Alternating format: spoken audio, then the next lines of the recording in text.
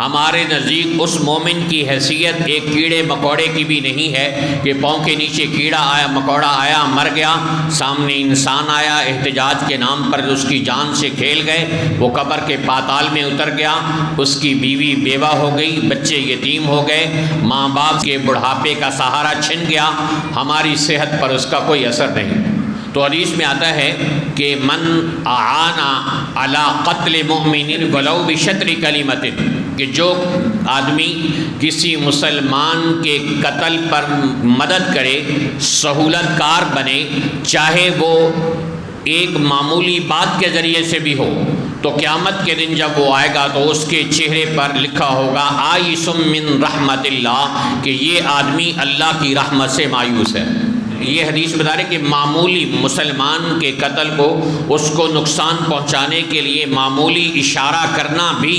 اتنا بڑا جرم ہے کہ قیامت کے دن یہ اللہ کی رحمت سے محروم ہو جائے گا۔ اللہ رب ذوالجلال نے ہمیں دین اسلام عطا فرمایا ہے، اور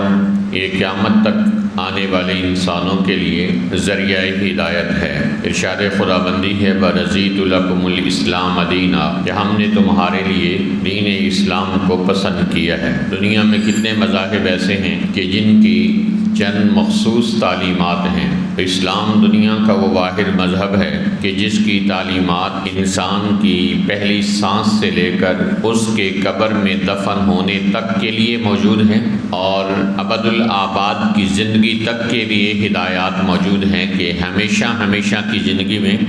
انسان کیسے کامیابی حاصل کر سکتا ہے۔ آج بہت سارے مسلمان یہ سمجھتے ہیں کہ اسلام صرف عبادات کا نام ہے، معاملات، معاشرت اور معیشت، سیاست، اس میں اسلام کے احکامات ہمارے لیے دو ٹوک انداز میں موجود نہیں۔ یہ ہماری اسلام سے ناواقفیت تو ہو سکتی ہے، لیکن ایسا نہیں ہے کہ اسلام نے کسی چیز کے بارے میں تفصیلی احکامات و تعلیمات نہ ارشاد فرمائی ہوں۔ تو اسلام جہاں عبادات کے بارے میں، اخلاقیات کے بارے میں،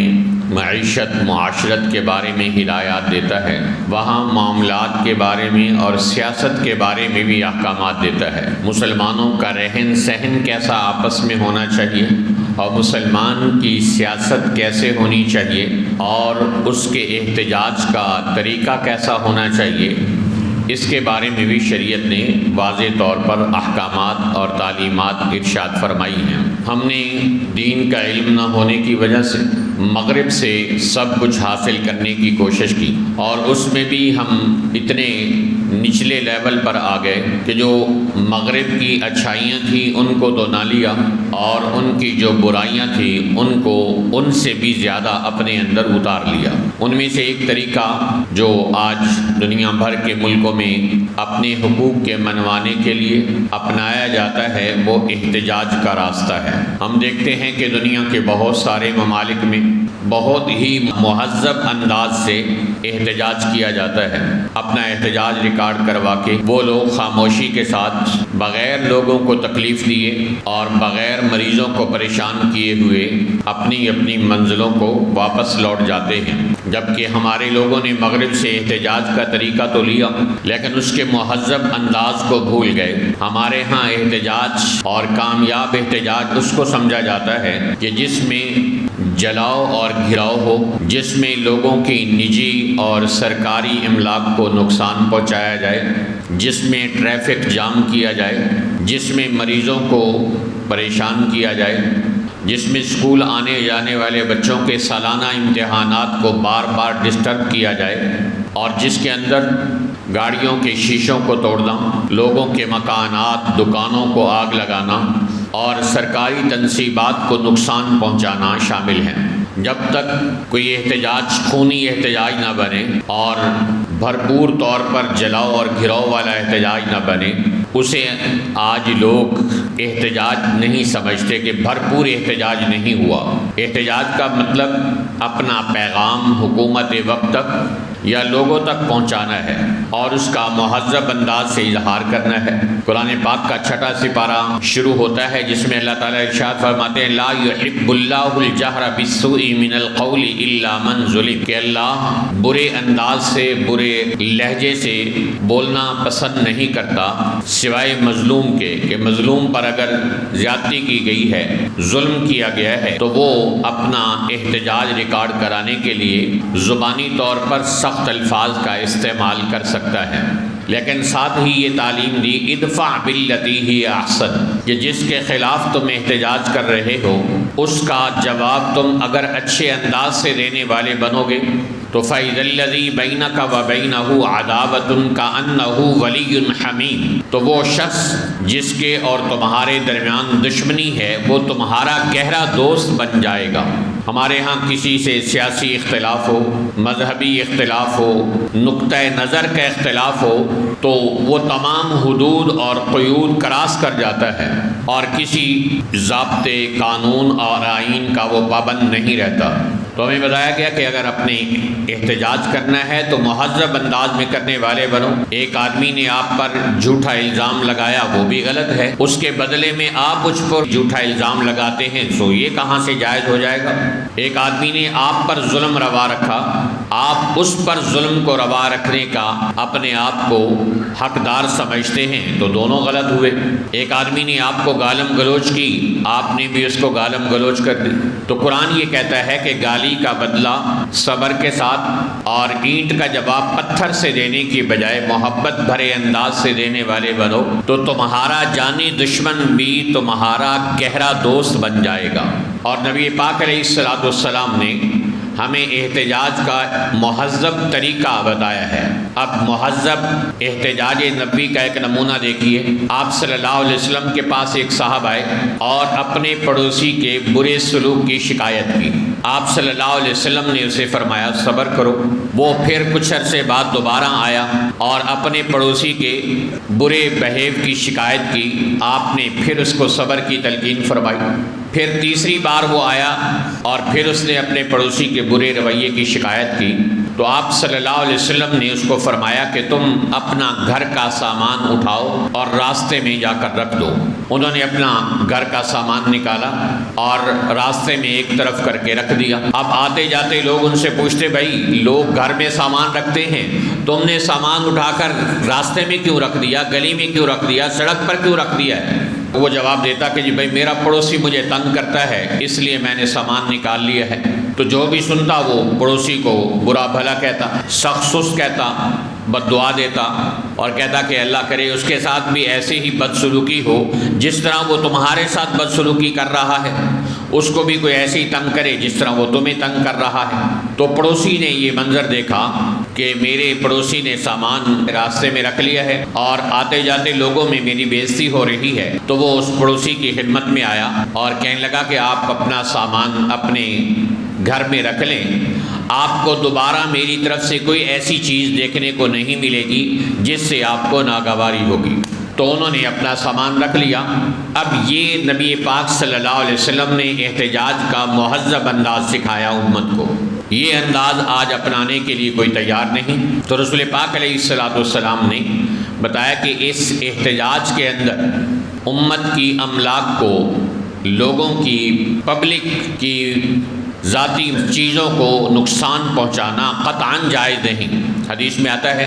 آپ صلی اللہ علیہ وسلم نے حجۃ الوداع کے موقع پر جب 1,24,000 صحابہ کرام موجود تھے ان کو آپ نے ارشاد فرمایا کہ الا ان دماءکم و اموالکم و اعراضکم حرام علیکم، سنو لوگو آج سے تمہارے آپس میں ایک دوسرے کے مال، عزتیں اور جان لینا حرام ہے دوسرے کے اوپر۔ تو مسلمان کی عزت و آبرو کی حفاظت کی ذمہ داری اسلام نے لی اور اس کی جان کی حفاظت اسلام نے لی، اسے حرام قرار دیا کہ احتجاج کے نام پر آپ کے لیے کسی کی جان لینا جائز نہیں ہے،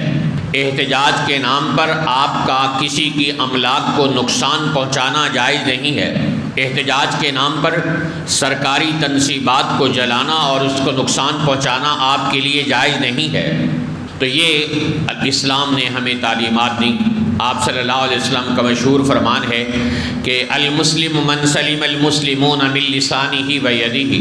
مسلمان وہ ہے کہ جس کے ہاتھ اور اس کی زبان سے دوسرے مسلمان محفوظ رہیں۔ تو اگر آپ زبانی احتجاج کرتے وقت بھی مسلمان کی عزت سے کھیل رہے ہیں اور ہاتھ سے احتجاج کرتے وقت بھی مسلمانوں کی املاک کو نقصان پہنچا رہے ہیں، آپ نے کب اسلام کی تعلیمات کو فالو کیا؟ کب آپ نے اسلام کی تعلیمات کو اپنانے کی کوشش کی؟ تو ملک بھر میں جو سیاسی کشیدگی پھیلی ہوئی ہے اس کی وجہ کیا ہے؟ حدیث میں آتا ہے کہ آپ صلی اللہ علیہ وسلم نے ارشاد فرمایا کہ جب لوگ اللہ کے نازل کردہ قانون کے مطابق فیصلے نہیں کریں گے تو جعل بأسهم بینہم، تو اللہ لوگوں کے درمیان اختلاف پیدا کر دے گا۔ تو ہمیں ان اسباب پر غور کرنا ہے کہ جس کی وجہ سے یہ چیزیں ہمارے اندر پیدا ہوتی ہیں، اور رسول پاک علیہ الصلاۃ والسلام کی ان تعلیمات کو اور دین کی ان تعلیمات کو جو ہمیں احتجاج کے لیے دی گئی ہیں ان کو اپنانا ایک مسلمان کی ذمہ داری ہے۔ بہت سارے واقعات میں لوگ مغرب کی مثالیں دیتے ہیں، یورپ کی مثالیں دیتے ہیں، اور جب اپنانے کی باری آتی ہے تو پھر وہی جاہلانہ طریقہ اپنا لیتے ہیں۔ پوری دنیا کے ملکوں میں احتجاج آج رواج ہے اور لوگ جمع ہوتے ہیں، اور بعض ملکوں میں لاکھوں کی تعداد میں لوگ جمع ہوتے ہیں، کوئی گملہ نہیں ٹوٹتا اور کوئی پھول نہیں ٹوٹتا۔ یہ بھی ایک مثال ہے۔